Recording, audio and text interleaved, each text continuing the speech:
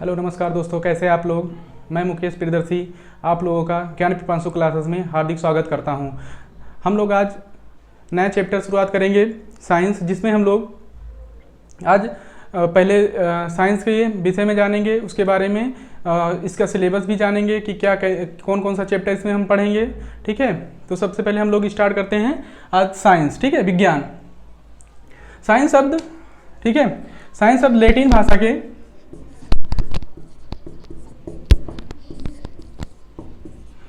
भाषा के सिंटिया शब्द से बना है। सिंटिया शब्द से बना है, जिसका अर्थ होता है ज्ञान।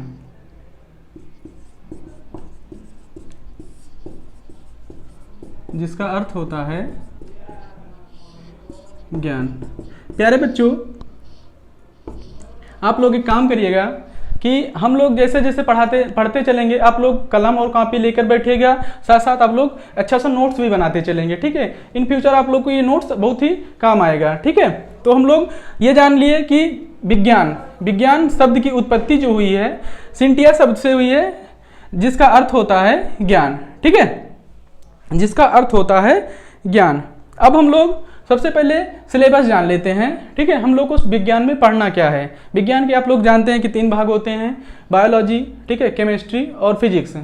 जैसा कि हम कंपटीशन में देखते हैं कि प्यारे बच्चों की सबसे ज़्यादा हम लोग को बायोलॉजी से ही क्वेश्चन मिलते हैं। बायोलॉजी से करीब में 70% क्वेश्चन सभी परीक्षाओं में देखे जाते हैं। उसके बाद हम आता है केमिस्ट्री में करीब में मान के चलिए 20% क्वेश्चन आते हैं। उसके बाद में हम पढ़ेंगे फिजिक्स, जिससे 10% क्वेश्चन मिलते हैं। ठीक है, तो सबसे पहले हम पढ़ेंगे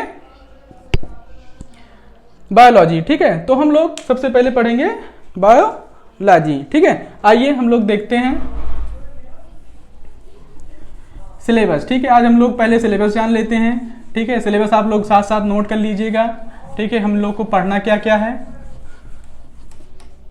तो आज हम लोग सबसे पहले विज्ञान। ठीक है, आप लोग जान गए विज्ञान शब्द लैटिन भाषा के सिंटिया शब्द से बना है, जिसका अर्थ होता है ज्ञान। ठीक है, जिसका अर्थ होता है ज्ञान। तो हम इसको 3 भागों में डिवाइड करेंगे। पहला है जीव विज्ञान, ठीक है, उसके बाद में भौतिक विज्ञान, ठीक है, फिर रसायन विज्ञान। ठीक है, सबसे पहले हम लोग स्टार्ट करेंगे जीव विज्ञान। ठीक है, जहां से बहुत सारे क्वेश्चन मिलते हैं हम लोग को। उसके बाद जब हम इसको कंप्लीट कर लेंगे, जीव विज्ञान को कंप्लीट कर लेंगे, उसके बाद में हम भौतिक विज्ञान पे आ जाएंगे, फिर रसायन विज्ञान है, फिर पहले रसायन पढ़ के फिर भौतिक विज्ञान पढ़ेंगे। ठीक है, तो सबसे पहले हम लोग स्टार्ट करते हैं विज्ञान, जीव विज्ञान। जीव विज्ञान के हम पहले सिलेबस के बारे में डिस्कस कर लेते हैं। उसके बाद में हम लोग भौतिक विज्ञान पे चलेंगे। तो हम लोग आज देखेंगे सबसे पहले कि जीव विज्ञान में कौन कौन से चैप्टर हमको पढ़ने हैं। सबसे पहले हम देखते हैं कि कोशिका विज्ञान। ठीक है, सबसे पहले हम कोशिका के बारे में पढ़ेंगे। ठीक है, पहला ही चैप्टर हम लोग का होगा कोशिका विज्ञान। ठीक है, कोशिका विज्ञान, ठीक है, इसको हम लोग साइटोलॉजी कहते हैं। ठीक है, यानी कि साइटोलॉजी विज्ञान की वह शाखा होती है जिसमें हम कोशिका का अध्ययन करते हैं, उसे क्या कहते हैं, साइटोलॉजी कहते हैं। यह हम ऐसे जान लेते हैं कि मतलब कि जिसमें हम कोशिकाओं का अध्ययन करते हैं उसको क्या कहेंगे, साइटोलॉजी कहेंगे। ठीक है, तो साइटोलॉजी पहला चैप्टर हो जाएगा।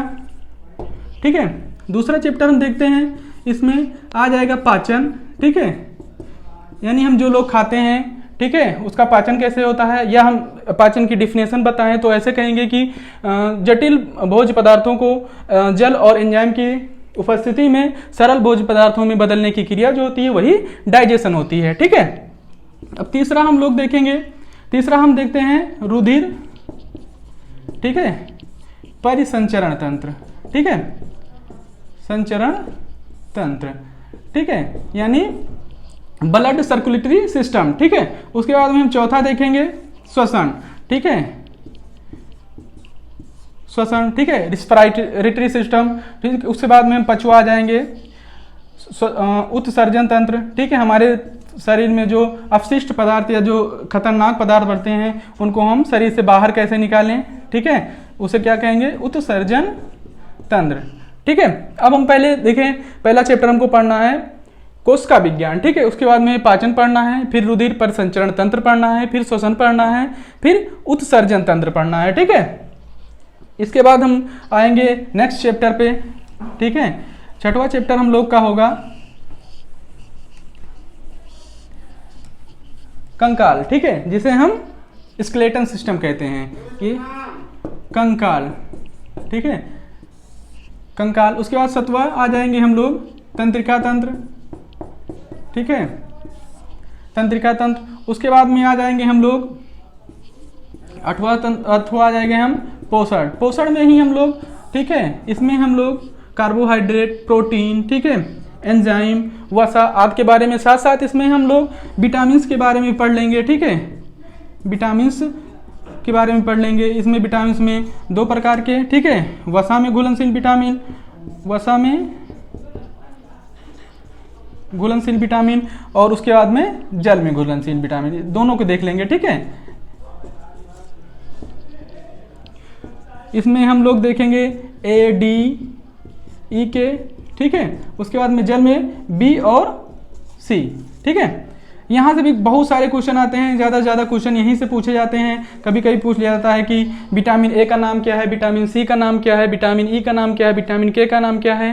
ठीक है, ऐसे ही इनकी खोज किसने की थी, विटामिन शब्द किसने दिया था, ठीक है, विटामिन की खोज किसने, ये सब हम लोग जानेंगे। ठीक है, अभी तो हम लोग सिलेबस पढ़ रहे हैं, ठीक है, कि सिलेबस में क्या क्या पूछा जाता है। पोषण हो गया। उसके बाद में हम लोग आते हैं, बहुत ही महत्वपूर्ण चैप्टर है, जो 9वां चैप्टर है, बहुत ही महत्वपूर्ण है। ठीक है, 9वां है मानव रोग। ठीक है, यहाँ से भी बहुत सारे ही क्वेश्चन पूछे जाते हैं वनडे एग्जाम्स में। तो हम लोग बारी बारी से एक एक करके मतलब कि सारे चैप्टर पढ़ेंगे। एक चैप्टर और है यहाँ पे अंतःस्रावी तंत्र। ठीक है, अंतःस्रावी तंत्र। ठीक है, तो हम लोग बच्चों इतना मतलब कि जीव विज्ञान में हम 10 चैप्टर पढ़ने वाले हैं, और एक चैप्टर पढ़ने में करीब में हम लोग को 2 से 3 दिन लगेंगे। ठीक है, हम लोग ज़्यादा जल्दबाजी नहीं करेंगे, धीरे धीरे, चूंकि हम लोग के पास बहुत ज़्यादा टाइम है, तो हम लोग धीरे धीरे पढ़ते चलेंगे। ठीक है, आज हम लोग स्टार्ट करते हैं कोशिका, ठीक है, साइटोलॉजी। ठीक है, आप लोग उम्मीद करते हैं हम कि आप लोग ने ये सिलेबस जो हम बताए हैं वो आप लोगों ने लिख लिया होगा। एक बार फिर से हम लोग इसको बता देते हैं। पहला हमको पढ़ना है जीव विज्ञान में, सबसे पहले हमको कोशिका पढ़ना है, ठीक है, फिर पाचन पढ़ना है, फिर रुधिर परिसंचरण तंत्र पढ़ना है, फिर चौथा चैप्टर पढ़ना है हमको श्वसन। श्वसन के बाद में हम आ जाएंगे उत्सर्जन तंत्र। उत्सर्जन तंत्र के बाद में आएंगे हम लोग तंत्रिका तंत्र। ठीक है, उसके बाद में तंत्रिका तंत्र के बाद में हम लोग कंकाल पे आ जाएंगे। कंकाल के बाद में हम पोषण। पोषण के बाद में हम लोग आ जाएंगे मानव रोग। मानव रोग के बाद में हम लोग आ जाएंगे अंतःस्रावी तंत्र पे। ठीक है, तो सबसे पहले हम लोग बच्चों आज स्टार्ट करते हैं कोशिका विज्ञान। ठीक है, कोशिका विज्ञान हम लोग पढ़ते हैं। पहला चैप्टर है भाग 1। ठीक है, कोशिका विज्ञान।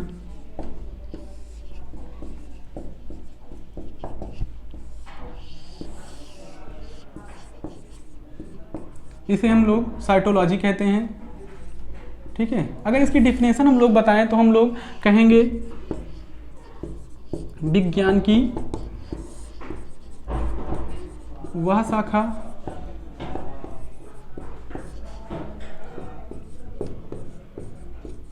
जिसके अंतर्गत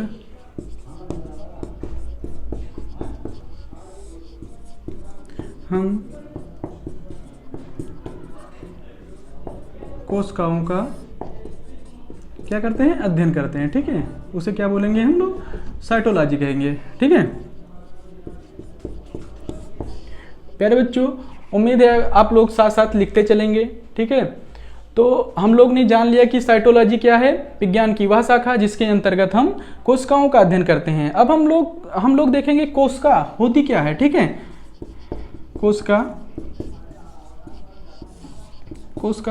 कोशिका जो होती है जीवन की संरचनात्मक एवं क्रियात्मक इकाई होती है। ठीक है, कोशिका जो होती है वो जीवन की संरचनात्मक एवं क्रियात्मक इकाई होती है। कैसे, अभी हम लोग इसके बारे में जानते हैं। ठीक है, सबसे पहले आप लोग इसको नोट कर लीजिए। ठीक है, विज्ञान की वह शाखा जिसके अंतर्गत हम कोशिकाओं का अध्ययन करते हैं उसे हम साइटोलॉजी बोलेंगे, और कोशिका जीवन की संरचनात्मक एवं क्रियात्मक इकाई होती है। ठीक है, अभी हम लोग देखते हैं कि मानव शरीर कैसे बनता है। कोशिका के बिना कुछ संभव नहीं है, मानव शरीर या कोई भी जीव संभव नहीं है। ठीक है, तो सबसे पहले हम लोग देखते हैं कोशिका। ठीक है, उम्मीद करते हैं आप लोगों ने नोट कर लिया होगा इसको। अब हम लोग आते हैं कोशिका। हम लोग पहले, आप लोग समझ लीजिए, लिखिएगा नहीं इसको। ठीक है, सिर्फ समझाने के लिए बता रहे हैं। जैसे हम लोग देखते हैं कि हम लोग जैसे कोई भी किसी का घर बनता है तो सबसे पहले हम क्या करते हैं, ईंट मंगवाते हैं। ठीक है, जब बहुत सारी ईंट जोड़कर हम क्या करते हैं, एक दीवार खड़ी करते हैं। ठीक है, और बहुत सारी दीवारें मिल जाएंगी। जैसे सबसे पहले हम ईंट मंगवा के दीवार जुड़वाए। ठीक है, बहुत सारी जब दीवारें मिल जाएंगी तो कमरे का निर्माण हो जाएगा। ठीक है, कमरा बन जाएगा, और बहुत सारे जब कमरे मिल जाएंगे तो क्या बन जाएगा, एक घर बन जाएगा। सेम प्रोसेस ऐसे ही हमारी बॉडी में भी होती है। सबसे पहले क्या होता है, कोशिका का निर्माण होता है। जैसा कि आप लोग को विदित होगा, सबसे पहले एक कोशिकीय जीव मिला था। ठीक है, जब बहुत सारी कोशिकाएं मिलेंगी तो क्या बनता है, जैसे कि आप लोग जानते हैं ऊतक बनता है। ठीक है, किसका निर्माण होगा, टिश्यू का निर्माण होगा। जब बहुत सारी कोशिकाएं मिलेंगी तो किसका निर्माण होगा, ऊतक का निर्माण होगा। जब बहुत सारे ऊतक मिल जाएंगे, टिश्यू जब बहुत सारी संख्या में मिल जाएंगे तो किसका निर्माण होगा, अंग का निर्माण होगा। ठीक है, किसका निर्माण होगा, अंग का निर्माण होगा। जब ऑर्गन्स बन जाएंगे, जैसे हाथ हो गया, ठीक है, पेट हो गया, ठीक है, पैर हो गया, बहुत सारे अंग मिलके फिर पूरी बॉडी का निर्माण होगा, मतलब एक जीव का निर्माण हो जाएगा। हुई ना, आप समझ गए बात। सेम प्रोसेस जैसे यहाँ पे हम लोग ईंट को हम लोग कोशिका मान लेंगे।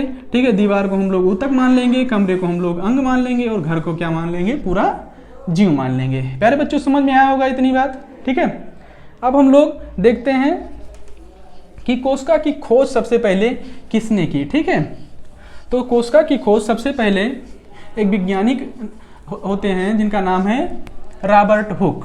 ठीक है, रॉबर्ट हुक 1665 ईस्वी में अपनी सूक्ष्मदर्शी में उन्होंने, ठीक है, अपनी सूक्ष्मदर्शी में एक मधुमक्खी के छत्ते की जैसी आकृति देखी। ठीक है, रॉबर्ट हुक महोदय ने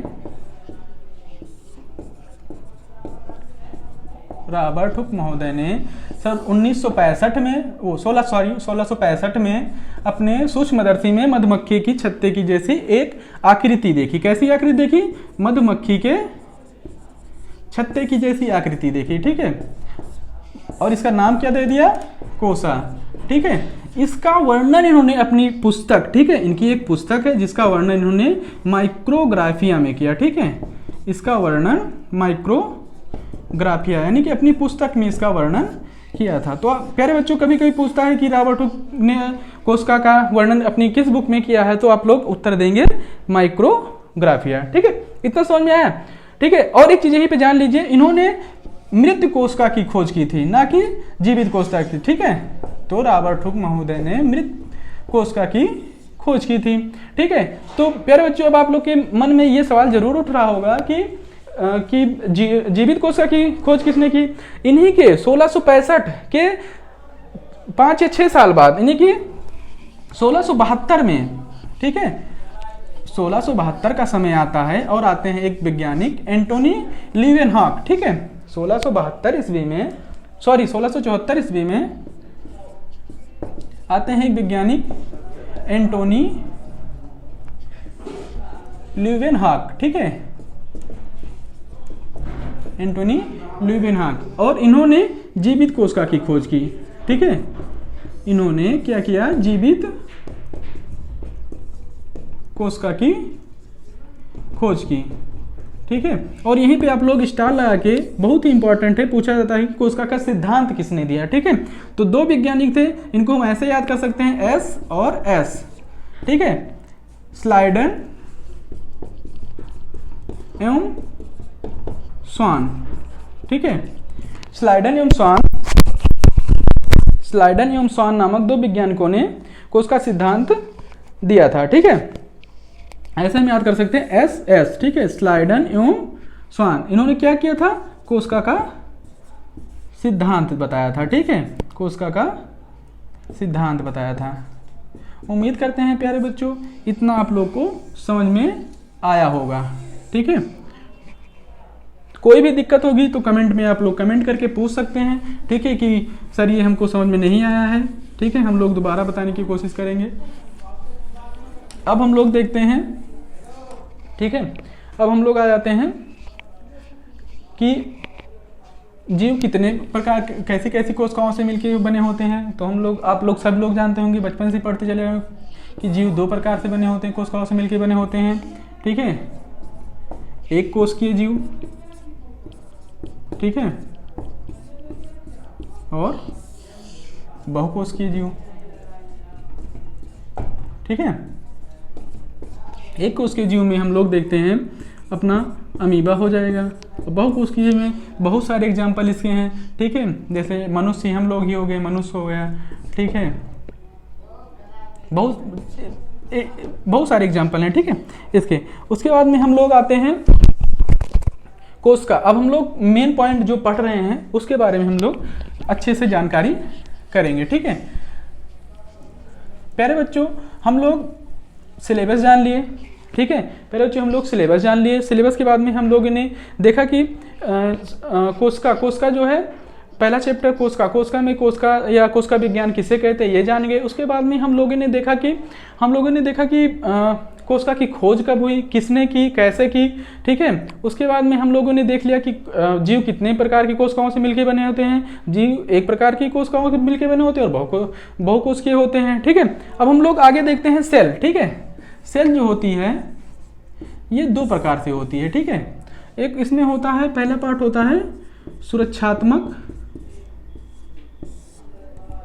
आवरण होता है, ठीक है, और दूसरा होता है जो बहुत ही इंपॉर्टेंट होता है, ये होता है जीव द्रव्य, ठीक है, इसे हम प्रोटोप्लाज्म कहते हैं इंग्लिश में, ठीक। और इसके अंदर हम दो चीज़ों का अध्ययन करते हैं। पहला होता है कोशिका भित्ति, ठीक है, कोशिका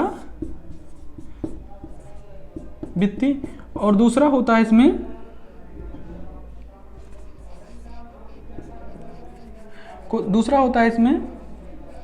कोशिका झिल्ली, सेल मेम्ब्रेन, ठीक है, सेल कोशिका झिल्ली, ठीक है। इसमें भी बहुत सारे, ठीक है, जो कोशिका होती है,